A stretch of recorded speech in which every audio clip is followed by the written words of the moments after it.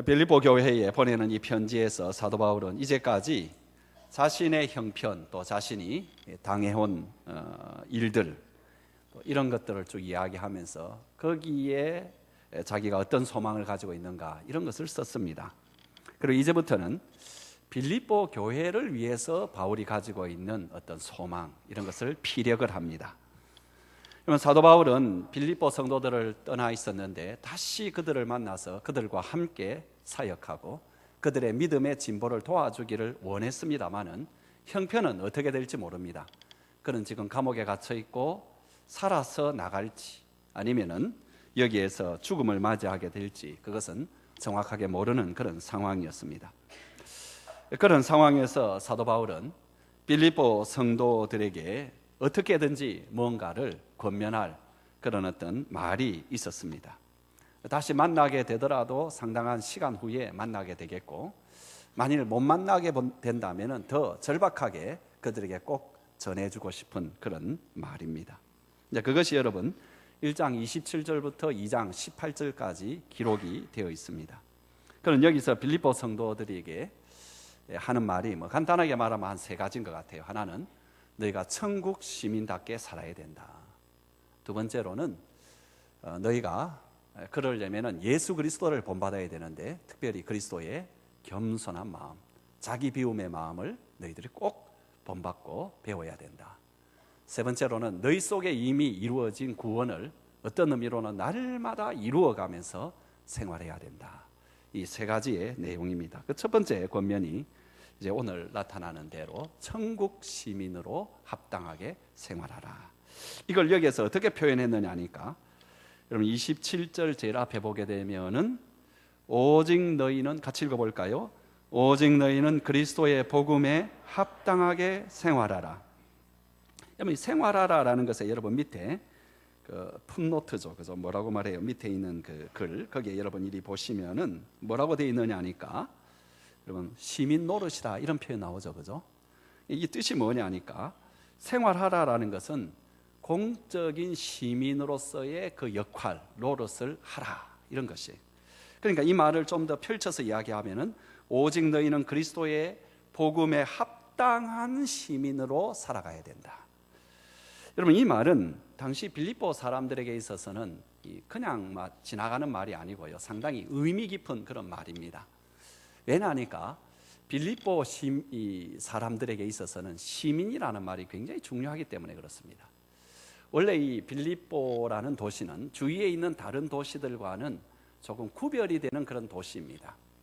이 도시가 생긴 것은 BC 330년 이전이겠죠. 그러니까 알렉산더 대왕의 아버지, 그 아버지 이름이 빌립입니다. 빌립인데 이분이 이제 마게도냐 전역을 이렇게 정복을 하면서 세운 도시가 바로 빌립보라는 도시입니다. 자기 이름을 딴 거죠. 그래서 이 도시는 역사적으로 군사 도시입니다. 아주 중요한 도시고요. 그래서 헬라 군대에 있어서 그리스 군에 있어서도 중요한 역할을 했고 그 뒤에 이제 로마 제국이 이곳을 점령하고 난 뒤에도 이곳은 여전히 로마 군대의 아주 요충지로 사용이 되었습니다. 특별히 이제 그 뒤에는 로마 군인들 가운데 퇴역한 사람들, 퇴역 군인들이 몰려 살았던 그런 도시입니다.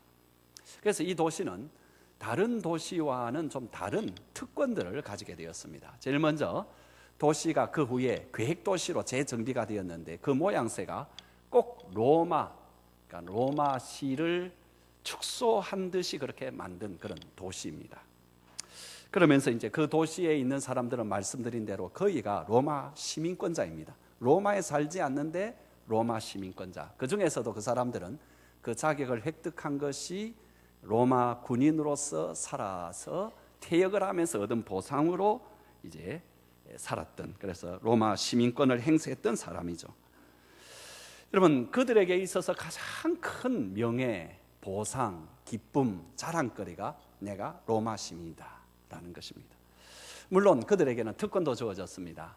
먼저 어떤 죄를 지어도 태장을 맞는 그런 형벌에서는 면제가 되었고요, 굉장히 어려운 그런 사안에 있어서도 마지막으로 황제에게 재판을 이렇게 요청하는, 상소할 그런 권리가 있었습니다.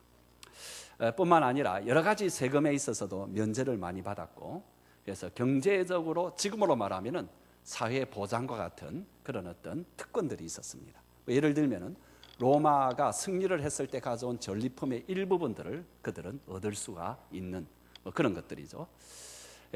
그뿐만 아니라 여러분이 정치적으로도 이 사람들은 대체로 총독이라든지 이런 어떤 사람들로부터 자유로운 그런 어떤 시였는데, 로마의 식민지가 엄청나게 넓고 거기에 있는 많은 도시들, 많은 주들이 있는데 다 지위가 다릅니다. 어떤 것은 총독, 그러니까는 로마 황제의 관할하에 있는 거, 이게 보통 제일 다루기 힘든 도시들이죠. 예를 들면 유대 같은 도시, 때는 황제 직할에 있습니다. 총독에게. 원로원 직할에 있는 도시는 상당히 친화적인, 그러니까 로마 제국을 좋아하는 그런 곳에는 이래. 근데 이제 우리의 이야기로 돌아오면은, 그러면 이 빌립보라는 시는 무슨 도시였는가? 우리는 이해하기 쉽습니다. 옛날에 우리 부산 광역시 안 하고 뭐라고 했습니까? 부산 직할시. 이게 직할시입니다. 이게 로마의 직할시로서 많은 자유를 누렸던 그런 도시였습니다. 그럼 바울도 일찍이 이제 로마 시민권을 내세운 적이 있는 것처럼, 로마 시민권자들은 로마 시민권이 가지고 있다라는 것이 엄청난 자랑거리였습니다. 말씀드린 대로 빌립보에 사는 사람들은 그들이 로마 시민이라는 것, 이것에 대한 엄청난 긍지를 가지고 있었고, 그래서 그들은 로마법을 지키는 데 있어서는 아주 협조적이었고요, 그 자체를 아주 명예롭게 그렇게 생각을 했습니다. 원래 여러분, 로마 시민권자는 이런 특권이 있었지만은 또 엄격한 의무도 여기에 주어져 있었는데, 로마 시민권자들은 그것을 불편하게 여기지 아니하고 그걸 지키는 것을 굉장히 명예롭게 그렇게 생각을 했습니다. 여러분들도 혹시 읽어보셨는지 모르겠지만, 로마인의 이야기를 쓴 시오노 나나미, 최근에 우리 한국 우리 위안부 여성에 대한 잘못된 이야기를 해서 비난이 컸습니다만은, 이 사람의 그 로마인의 이야기라는 건 굉장히 베스트셀러였죠.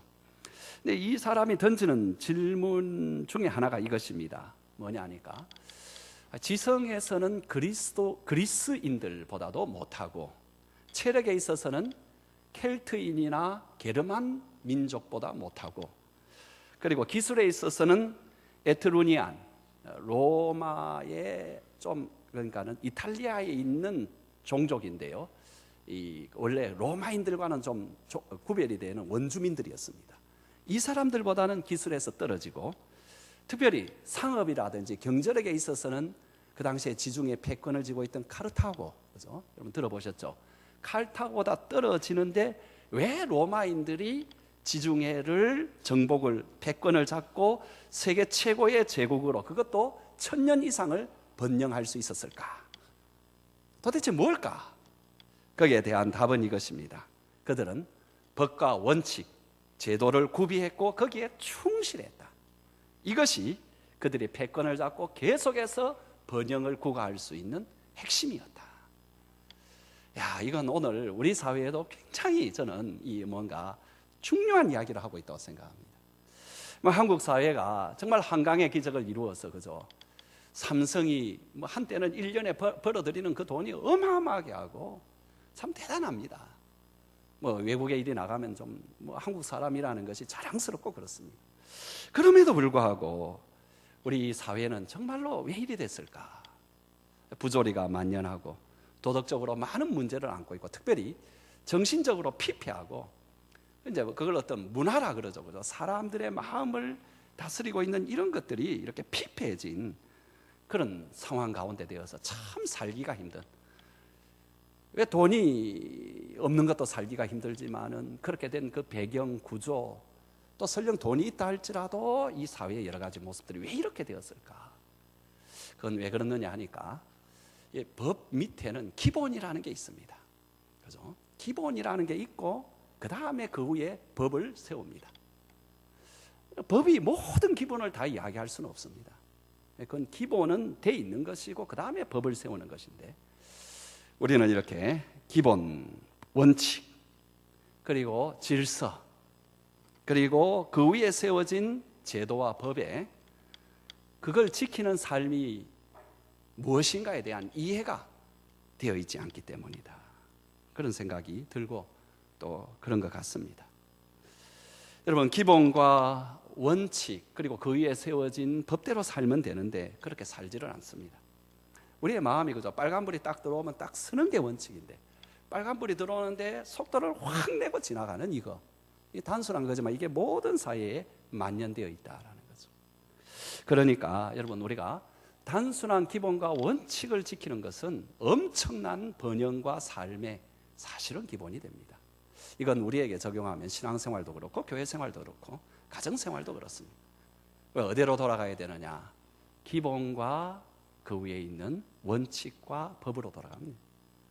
우리의 본문으로 다시 돌아오겠습니다. 이 로마 시민권자들은 합당한 그런 시민 노릇하는 거, 이걸 엄청나게 이렇게 열심을 내었고요. 그 중에 이 빌립보 주민들에게 있어서는 시민이라는 이 말에 엄청난 자부심을 가졌고, 그래서 나중에 이 사람들의 모습은 어땠느냐 하니까 자기들이 로마 시민으로 살아가는 거, 이게 삶의 마치 모든 가치와 목적처럼 그렇게 되었습니다. 바로 그때 바울은 로마의 시민으로 열심히 살아가려는 그들에게 이제 그들이 예수 그리스도를 받아들이고 복음을 받아들였기 때문에 이제는 너희가 하늘 시민으로서도 합당하게 생활해야 된다, 이렇게 제시를 하고 있습니다. 왜냐하니까 빌립보 사람들이 로마 시민권을 가진 것도 중요하지만 그보다도 훨씬 더 영원하고 중요한 것은 하늘 시민권이기 때문에 그렇습니다. 여러분, 빌립보서 이제 3장 20절에 이렇게 말해요. 우리 같이 한번 읽어보겠습니다. 그러나 우리의 시민권은 하늘에 있는지라. 이 빌립보 사람들만이 아니라 오늘 저와 여러분들도 예수 그리스도의 복음을 받아들임으로 말미암아 하늘나라의 시민이 되었습니다. 우리가 그 복음을 듣고 예수님을 나의 구주, 나의 주님으로 영접을 하게 되었을 때 우리 모두가 하나님의 자녀가 되었고요. 그리고 하나님의 자비와 긍휼, 그리고 그의 무궁한 평화와 번영이 주어지는 영원한 하나님 나라의 시민권이 그렇게 주어지게 되었습니다. 그래서 우리는 더 이상 외인이 아닙니다. 단지 손님이 아닙니다. 오직 하나님의 모든 성도들과 동일한 시민권자입니다. 여러분, 그것을 에베소서 2장 19절에서는 이렇게 표현하고 있습니다. 같이 읽겠습니다. 그러므로 이제부터 너희는 외인도 아니요 나그네도 아니요 오직 성도들과 동일한 시민이요 하나님의 가족이다. 여러분, 그런 특권을 받은 사람이라면 당연히 그런 특권에 따르는 의무도 해야 되겠죠. 새로운 시민권을 받았으면 그 시민권에 대한 여러분 우리의 책임도 다해야 됩니다. 그것이 천국 시민으로 합당하게 생활하라. 근데 이것을 뭐라고 이제 표현을 하느냐니까 그리스도의 복음에 합당하게 생활하라, 이렇게 표현하고 있습니다. 제가 이제 생활하라라는 말은 지금까지 설명을 했고요. 합당하게라는 말의 뜻은 뭐냐니까 거기에 걸맞은 옷을 입고 생활해라, 이런 뜻입니다. 말 참 재밌습니다. 걸맞은 옷을 입고 생활하라. 다시 말하면 여러분, 군인이면은 군인에 걸맞는 옷을 입고 행동하고 전투하고 해야 되겠죠. 근데 군인인데 옷을 갖다 내팽개치고 엉망으로 입고 엉망으로 알면은 그건 군인이 아닌 거죠. 경찰관이라면은 경찰관 제복을 입고 경찰관답게 그렇게 행동할 때 그 사람 우리는 경찰관이라는 거예요. 마찬가지로 우리가 그리스도인이라면 그리스도인의 옷을 입고 그리고 그리스도인의 모습으로 살아가는 것, 이것이 우리가 천국 시민으로 살아가는 첫 번째의 길입니다. 미국에서 어떤 여인이 이렇게 차를 아주 이렇게 험하게 몰고 가다가 앞차가 이제 신호등 앞에서 딱 멈추자 이 여인이 앞차 운전자에게 빨리 당신이 지나갔으면 나도 이렇게 지나갈 수 있었는데 왜 그렇게 했느냐고 뒤에서 고래고래 과음을 지르고 욕을 했습니다. 그 곁을 지나가던 교통경찰이 이 여인에게 다가와서 차를 옆으로 빼라고 이야기하고 당신 잠깐만 이렇게 경찰서로 같이 동행해야 되겠다고. 그래가지고 경찰서로 딱 가더니만 이 여자를 유치장에 그냥 탁 집어넣어 버렸습니다. 상당한 시간이 지나고 난 뒤에 이 경찰관이 오더니만은 미안하게 됐다. 내가 좀 실수한 것 같다고. 난 당신 이 차량이 도난당한 차량인 줄 알았는데 조사해 보니까 그렇지 않다고. 내가 당신 차 뒤에 보니까 그 유명한 옛날에 기독교인들이 달고 다니던 스티커가 있습니다. 예수라면 어떻게 할 것인가. 이 스티커가 달린 것을 보고는 당연히 당신 차량이 도난당한 차량인 줄 알았다. 이 여자가 할 말이 없는 것입니다. 내가 크리스찬이다 하면은 크리스찬다운 삶을 살아야 됩니다. 또 어떤 분은 그럴 자신이 없으니까 아예 자기가 크리스찬인 것을 숨기거나 요령껏 드러내지 않는 분들이 있습니다. 명절 때 가족과 친구들을 만나도 굳이 자신이 그리스도인이라는 것을 티내지 않으려고 하고요. 직장이나 사업장에서도 이것을 알리는 것을 두려워하고 알릴 때 돌아올 불이익, 두려움 그런 것을 감추고자 합니다.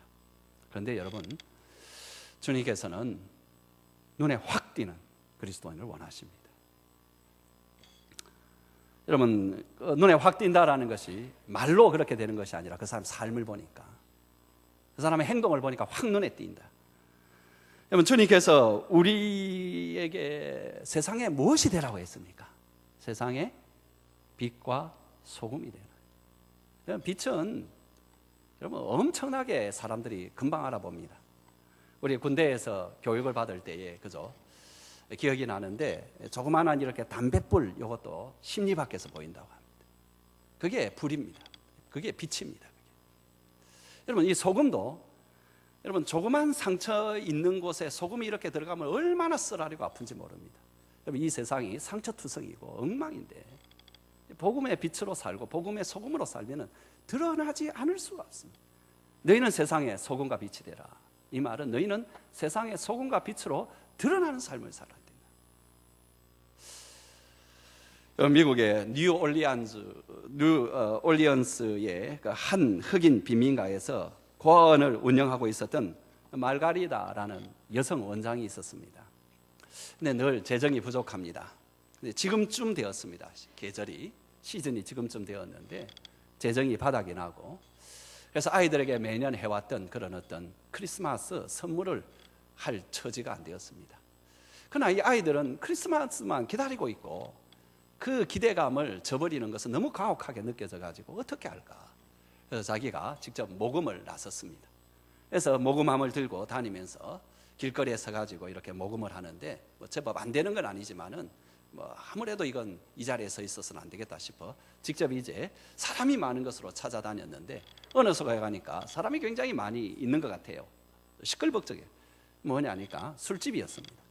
그래서 술집에 이렇게 들어가 가지고 사람들한테 이 지금 헐벗고 이 추위에 어려운 우리 아이들 선물을 위해서 여러분 좀 기부 좀 해달라고. 어떤 사람들은 안 주는 사람도 있지만 또 어떤 사람들은 또 술김에 더 주기도 하고 그러는데 어떤 탁자에 이렇게 앞에 가니까는 이 사람이 술 마시는데 재수 없게 왜 이러느냐고, 우리식으로 말하면 그렇게 화를 펄떡 내면서 술잔을 그냥 그 사람을 향해서 던졌는데 이게 그냥 맞아버린 거예요. 그래서 얼굴에서 이렇게 피가 흐르고 그리고 그 술잔이 깨져 버렸습니다. 그러니까는 이제 그 술집 안이 조용해진 거죠. 저 이제 어떻게 될지 모르겠다, 이렇게 사람을 상하게 만들었습니다. 근데 이 여자가, 이 원장님이 그 깨진 술잔을 이렇게 주섬주섬 듣더니만은 그분한테 가서 하는 말이, 이것은 선생님께서 제게 크리스마스 선물로 주신 것으로 제가 잘 받겠습니다. 그런데 헐벗고 굶주린 우리 아이들에게 크리스마스 때 주실 건 무엇입니까? 그 말이 그 술집의 전체 사람의 가슴을 확 울린 거예요. 그냥 사람들이 감동을 받고는 자기가 가질 수 있는 것을 다 이렇게 내놓는 거예요. 다 이리 주는데. 근데 그 사이에 보니까 이 사람, 술잔을 던진 사람이 온데간데 없는 거예요. 근데 거기에 지갑이 이렇게 놓여 있고요. 거기에 이렇게 써졌습니다. 용서하여 주시기 바랍니다. 저를 용서해 주십시오. 이 지갑은 그 아이들을 위해서 사용해 주십시오. 여러분, 우리가 단지 법을 지키는 그 이상으로 그리스도인으로서 이 땅을 살아가야 됩니다. 두 번째로 우리가 천국 시민으로 살아가는 게 뭔가 하니까, 개인적인 차원에서 뿐만 아니라 교회적인 차원에서도 이루어져야 되는데 뭐냐 하니, 복음을 위해서라면 협력을 해야 된다는, 한 마음으로 함께 움직여야 된다는 거예요. 우리 27절 다 같이 읽겠습니다. 시작. 오직 너희는 그리스도의 복음에 합당하게 생활하라. 이는 내가 너희에게 가보나 떠나 있으나 너희가 한 마음으로 서서 한 뜻으로 복음의 신앙을 위하여 협력하는 것을 듣고자 합니다. 여러분, 협력하기 위해서 먼저 내부적으로 한 마음이 돼야 되겠죠. 어떤 공동체나 교회가 불화한 상황에서 그 교회가 복음을 위해서 외부적으로 선한 영향을 끼친다라는 것은 불가능합니다. 따라서 교회가 먼저 내적으로 하나가 되어야 되는데, 바울은 그것을 너희가 한 마음으로 서서 한 뜻으로 복음의 신앙을 위하여, 이렇게 표현하고 있습니다. 여기에 나오는 너희의 한 마음 한 뜻이라는 것은 원래 한 영, 한 혼으로, 이런 뜻으로 같은 영, 같은 영으로 견고하게 너희가 서서 이 일에 협력해야 된다. 그런데 여러분, 한 영혼 또 한 마음 한 뜻으로 되는 길은 한 가지 길밖에 없습니다. 예수 그리스도를 중심으로 뭉치는 수밖에 없습니다. 사람마다 다 생각이 다릅니다. 여러분, 사람마다 가치관이 다르고요, 목적도 다르고요, 또 방법도 다 다릅니다. 그러니까 사람에게 초점을 맞추면 결코 하나가 될 수 없습니다. 그런데 교회가 예수 그리스도의 마음에, 예수 그리스도의 뜻에 맞추면 하나가 될 수 있습니다. 우리는 무엇입니까? 교회는 무엇입니까? 그리스도의 몸입니다. 그리스도는 교회의 머리입니다. 머리 대신 그리스도의 소원, 분명히 나타난 것이 무엇입니까? 너희는 믿지 아니하는 영혼에게 복음 전하여 그들에게 영원한 생명을 줄 것과, 또 그들과 너희 모두가 예수 그리스도의 제자로서 이 땅에서 살아가는 것, 바로 이 영혼 구원하여 제자 삼는 이것. 여러분, 이것에 모든 것이 다 들어갈 수 있는데, 여기에 집중하고 이 목적에 우리가 협력하게 된다면 우리가 하나가 될 수 있습니다. 또 그러기 위해서는 자기의 고집, 자기의 기호, 이런 것들을 얼마든지, 우리가 읽어보진 않았습니다만 2장에 넘어가면은 자기보다 더 낮게 여기고 다른 사람의 이야기를, 그럴 때 하나가 될 수가 있습니다. 여러분, 내적으로 한 마음이 되었다면 이제는 복음을 위해서 협력을 해야 되는데, 여기에 복음의 신앙을 위하여 협력하는 것과, 여러분, 협력하는 게 꼭 필요합니다. 왜냐하니까 복음의 사역이라는 것은 너무 위대하고 큰 것이기 때문에 한 사람의 힘으로는 거의 불가능하기 때문에 그렇습니다. 예를 들어서 한 영혼을 주께로 인도하는데도 수많은 손길들이 필요합니다. 그에게 있어서 복음이 들어오기 전에 마음이 열리도록 한 사람, 그의 영혼을 위해서 기도해 준 사람, 그를 목장으로 데려온 사람, 목장에서 같이 친구가 되어주고 보살핀 사람, 교회로 인도해 준 사람, 교회에 와서 처음에 믿음을 이렇게 가질 수 있도록 옆에서 도와주고 특별히 복음을 또 전한 사람, 예배와 함께 있어줄, 예배를 함께 드려줄 사람, 그 다음에 이 사람이 중간에 시험 들지 아니하도록 도와주고, 이 사람이 신앙 안에서 잘 성장할 수 있도록 그렇게 친구가 되어줄 사람, 이런 수많은 사람들이 함께함으로 한 영혼이 구원받고 됩니다. 영혼의 구원뿐만 아니라 주님의 일은 그렇게 진행이 됩니다. 여기 나오는, 여러분, 협력하다, 복음의 신앙을 위하여 협력하다라는 이 수나 쓰레오라는 이 단어는 두 개의 단어가 이렇게 합쳐진 것입니다. 원래 쉰이라는 말, 심포니 할 때 뭐 마찬가지죠. 다 이게 함께. 그 다음에 여러분, 쓰레오라는 말은 경주하다, 싸우다, 그러니까 함께 싸우는 것. 옛날 올림픽 때에 개인 종목도 있었습니다만은 단체 종목으로 함께 싸우는 것. 우리식으로 말하면 축구 경기가 있으면은 어떤 사람은 공격수로, 어떤 사람은 중간 링커로, 또 어떤 사람은 뒤에 있는 수비수로, 마지막에는 수문장으로, 그렇게 해서 한 팀이 되어서 싸우는, 이게 복음의 사역을 위해서도 필요하다는 거죠. 사람들이 각각 받은 은사들이 다 다른데 이것이 복음을 위하여 동일한 목적 가운데서 복음을 위하여 사용할 때에 서로를 위하여 사용하고 한 팀이 되는 것입니다. 축구 시합에도 아무리 뛰어난 선수가 있어도 팀으로 융합되지 못하면 패할 수밖에 없습니다. 여러분, 팀을 위해서는 자기의 자리를 지켜야 되고 그 자리의 역할을 잘해줘야 되고, 또 옆 사람과 전체 팀을 위해서 언제든지 협력해야 그 팀이 강한 팀이 됩니다. 교회도 마찬가지입니다. 자기의 자리를 지키고 자기의 자리에게 주어진 일을 하고, 그러면서 다른 사람에게 자기의 어떤 생각이나 이런 것들을 얼마든지 양보할 줄 알고, 복음을 위해서라면 기꺼이 작은 일에도 큰 일에도 언제든지 함께하고자 하는 그런 교회가 큰 교회고 승리하는 교회입니다. 우리나라 선교 초기에 캐나다 선교사였던 이 제임스 게일 박사가 쓴 책이 있죠. 조선의 풍물이라는 아주 유명한 책이 있습니다. 여기에 보면은 이런 내용이 하나 기록이 되어 있습니다. 이 게일 박사는 조선의 농촌에서 농부들이 논이나 밭을 갈 때에 사용을 하던 가래질하는 그 모습에서 깊은 감명을 받아서 이렇게 말하고 있습니다. 이 가래라는 이 재미있는 발명품은 조선에서 사용하고 있는 기구들 중에서 노동력을 덜어주는 것으로서 아주 최고에 속하는 것 중에 하나이다. 그것은 적어도 3명 혹은 5명이 서로 협력하여서 그 숫자보다도 훨씬 많은 일을 하도록 하기 때문이다.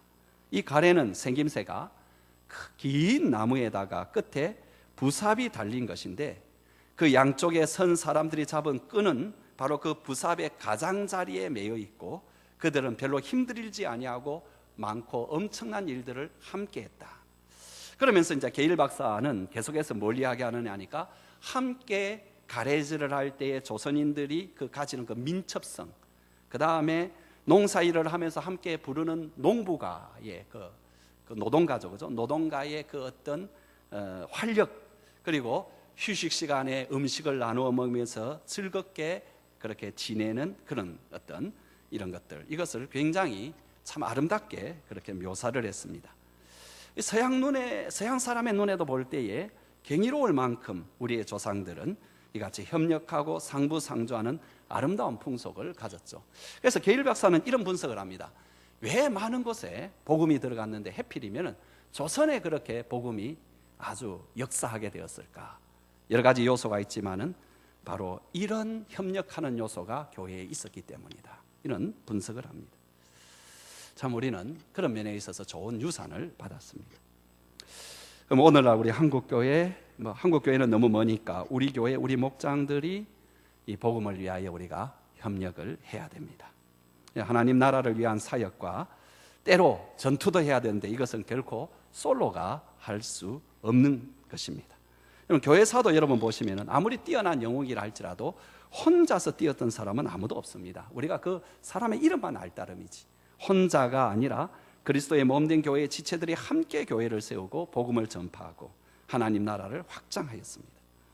그래서 우리는 우리 자신의 이름이나 명예를 좀 포기를 하고 내 자신의 아집이나 교만도 좀 버리고 오직 그리스도를 위해서 주어진 자리를 잘 지키고 그 자리에 주어진 일을 잘 수행하고 그러면서 복음을 위한 일이라면 언제든지 동참하고 협력하는 그런 교회가 되어야 되겠습니다. 아멘. 마지막으로 여러분, 우리가 천국 시민으로 사는 건 무언가? 그건 우리가 복음을 위해서라면은 고난을 두려워하지 말고 담대하게 감수해야 된다는 겁니다. 여러분, 천국 시민은 이 땅이 본 땅이 아니고 외지입니다. 그러니까 할 수 없이 나그네 길을 살아야 되고요. 그러니까 이제 세상 사람들도 이 땅을 나그네라 말은 합니다만 그것과는 좀 다른 그 나그네 길이라는 것은 쉽고 평탄한 것이 아니죠. 우리는 그리스도인이기 때문에 일반 세상 사람들이 겪는 세상사의 고초에 면제받는 건 아닙니다. 우리도 경제 활동을 해야 되고 또 직업 전선에 뛰어들고 같이 시험도 쳐야 되고 그런 어려움들이 다 있습니다. 거기에 플러스 우리에게 더 어려운 것은 뭐냐니까 복음을 위해서 살고 천국 시민으로서 살려고 하면은 당연하게 다른 사람이 겪지 아니하는 마음고생도 해야 되고 희생도 해야 되고 손해도 봐야 되고 어려움이 있습니다. 그것은 이곳이 우리의 본국이 아니라 객지이기 때문에 그렇습니다. 빌립보 성도들도 예외 없이 여러분 그곳에 계속 살아왔던 사람인지 모르겠습니다만은 역시 어려움을 당했습니다. 사람들이 어려움을 당했는데 그들이 누구인지에 대해서 우리는 짐작할 수 있는 것이 유대인도 그들을 괴롭혔고 이방인도 그들을 힘들게 만들었습니다.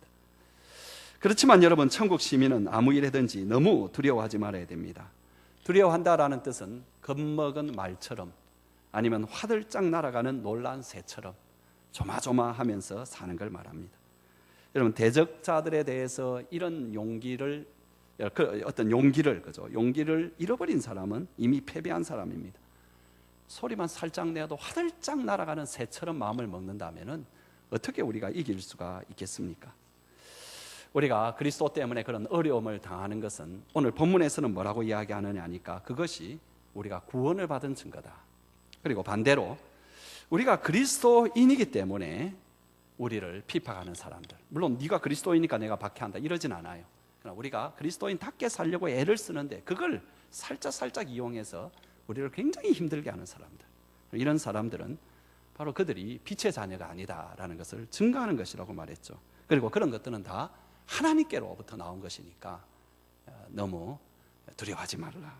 28절 우리 한번 같이 읽어봅시다. 앞에 나오지 않습니다. 같이 읽겠습니다. 시작. 무슨 일에든지 대적하는 자들 때문에 두려워하지 아니하는 이 일을 듣고자 함이라. 이것이 그들에게는 멸망의 증거요 너희에게는 구원의 증거니 이는 하나님께로부터 난 것이다. 그러면서 이제 여러분 29절에서 30절에 뭘 이야기하느냐 하니까 그래서 고난을 받는 것도 특권이라는 거죠. 자, 여러분 29절 30절 같이 읽겠습니다. 시작. 그리스도를 위하여 너희에게 은혜를 주신 것은 다만 그를 믿을 뿐 아니라 또한 그를 위하여 고난도 받게 하려 하심이라. 너희에게도 그와 같은 싸움이 있으니 너희가 내 안에서 본 바고 이제도 내 안에서 듣는 바다. 그러니까 여기에 사도 바울은 뭐라고 말하는가? 우리가 예수님을 믿어 그의 자녀가 되는 것이 큰 은혜인 것처럼 그의 자녀로 살아가면서 고난을 받는 것도 큰 은혜이다. 이 일을 위해서 너희가 이렇게 구원을 받고 은혜를 받은 것이다. 사도 바울 자신이 그리스도를 위해서 고난받는 것을 처음부터 커다란 그런 어떤 특권으로 여겼던 것 같습니다. 사도행전 9장 16절에 보면은 그가 구원받을 때에 아나니아를 통해서 그에게 주어진 어떤 예언의 말씀인데 우리 한번 같이 읽겠습니다. 시작. 그가 내 이름을 위하여 얼마나 고난을 받아야 할 것을 내가 그에게 보이리라 하시니. 그러니까 그는 그리스도를 위해서 고난받는 것 이것이 자기에게 예고되어진 그런 어떤 큰 특권 중에 하나다. 그렇게 이제 생각을 하고 그러나 뭐 그것이 항상 뭐 좋거나 그런 건 아니죠. 힘든 거죠. 그런데 이제 바울은 바로 그렇게 고난에 대한 인식이 있었기 때문에 고난을 받는 것을 두려워하지 아니할 뿐만 아니라 때로는 아주 자발적으로 그 고난에 참여하려고 노력했었습니다. 그게 참 놀랍습니다. 3장 10절 한번 읽어보겠습니다. 시작. 내가 그리스도와 그 부활의 권능과 그 고난에 참여함을 알고자 하여 그의 죽으심을 본받아. 우리의 본문으로 넘어와 보세요.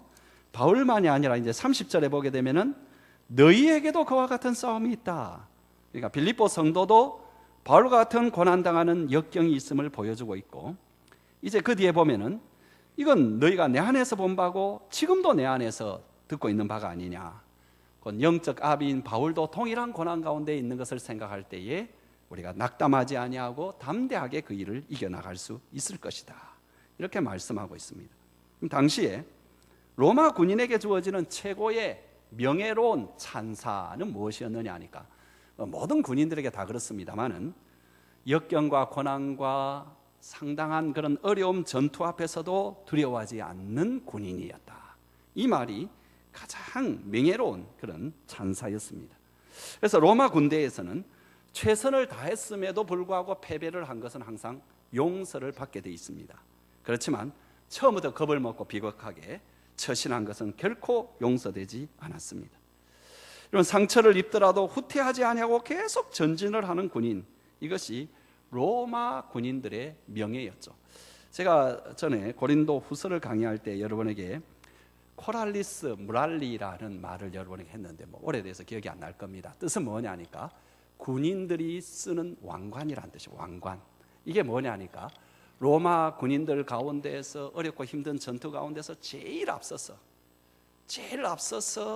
달려가는 그 군사, 특별히 이제 높은 성벽이 있으면 그 당시는 성벽을 정복하는 길은 하나밖에 없습니다. 그죠?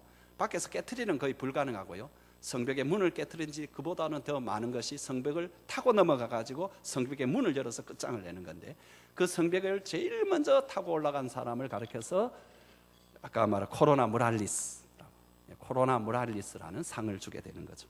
그러니까 모든 게 뭐냐 하니까 전쟁의 영웅은 모든 군인이긴 합니다만 그 가운데서도 상처와 죽음과 이런 것을 무릅쓰고 달려가는 사람, 이게 로마 군대의 영웅이었습니다. 그러면 사도 바울의 마음속에 있는, 아니 우리 하나님의 마음속에 있는 하나님 나라의 군대의 영웅은 누구겠습니까?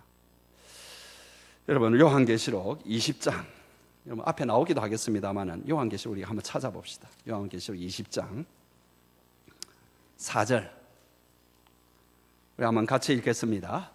못 찾으신 분은 앞에 보시기 바랍니다. 다 같이 읽겠습니다.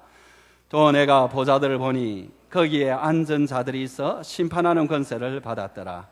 또 내가 보니 예수를 증언함과 하나님의 말씀 때문에 목배임을 당한 자들의 영혼들과 또 짐승들과 그의 우상에게 경배하지 아니하고 그들의 이마와 손에 그 표를 받지 아니한 자들이 살아서 그리스도와 더불어 1000년 동안 왕노릇하니. 예수님과 더불어서 영원히 왕노릇하게 되는 이 영웅들이 누구냐 하니까 복음을 전하다가 목배임을 당한 사람들, 순교한 사람들, 상처 입은 사람들, 그러면서 저 그리스도에게 굴복하지 아니한 사람들, 이 사람들이 천국의 영웅들입니다. 제2차 세계대전이 끝나고 난 뒤에 영국이 승리하고 런던에서 개선 행진이 열렸습니다. 새벽부터 수많은 사람들, 그리고 상원, 하원 의원들, 귀족들 모두가 새벽부터 길 양쪽에 자리를 잡고는 개선하는 군인들을 기다리고 있었습니다. 마침내 여왕이 도착을 하고 개선 행진이 시작되었습니다. 울리는 팡파르 속에서 위로부터 아름다운 향기 나는 꽃잎들이 휘날리고 군인들이 들어오기 시작했습니다. 제일 먼저 육군이 들어오고 그 다음에 해군이 들어오고 공군이 들어오고 해병대를 비롯한 특수부대들이 지나갔습니다. 마지막으로 한 작은 부대가 입구에 도착을 하자 영국 여왕이 벌떡 그 자리에서 일어났고, 그러자 귀족들도 모든 사람들도 일어서서 한없는 박수 속에 그 행렬이 시작이 되었고 열렬히 사람들은 환영하였습니다. 많은 사람들의 눈에서는 눈물이 흘러내리고 있었습니다. 그 작은 부대는 전장에서 다친 상위 군인들로 이루어진 부대였습니다. 어떤 사람은 한쪽 팔이었고 어떤 사람은 한쪽 눈이었고 심지어 한쪽 다리가 없어서 보조 지팡이로 걸어 들어오는 그런 사람들도 섞여 있었습니다. 모든 승리한 군인들이 다 주인공이지만 그 가운데 스타는 단연코 이들이었습니다. 이 땅에서 모든 삶이 끝나고 역사의 주인 되신 살아계신 하나님 앞에 서는 날, 그 누가 진정한 스타일까요? 예수님 때문에, 복음 때문에 고난받은 사람, 삶의 희생의 자국이 있고 손해의 자국이 있고 아픔의 자국이 있고 마음고생의 자국이 있고, 이 사람들,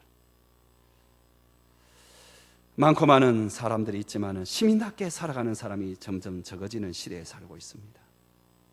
많은 그리스도인들이 있다고 하지만 진짜 천국의 시민답게 살아가고 있는 사람이 너무나 적은 시대에 살고 있습니다. 그러나 우리 한소망교회에 사랑하는 성도 여러분들은 천국의 시민답게 살아가시길 바랍니다. 늘 복음에 합당한 생활, 그리고 복음을 위해서라면 언제나 협력하는 생활, 복음을 위해서라면 고난과 희생과 손해를 감당하는 삶. 그래서 주님 앞에 서는 날 착하고 충성된 종아 잘하였다, 이 칭찬을 받는 저와 여러분 되시길 주님의 이름으로 축원합니다.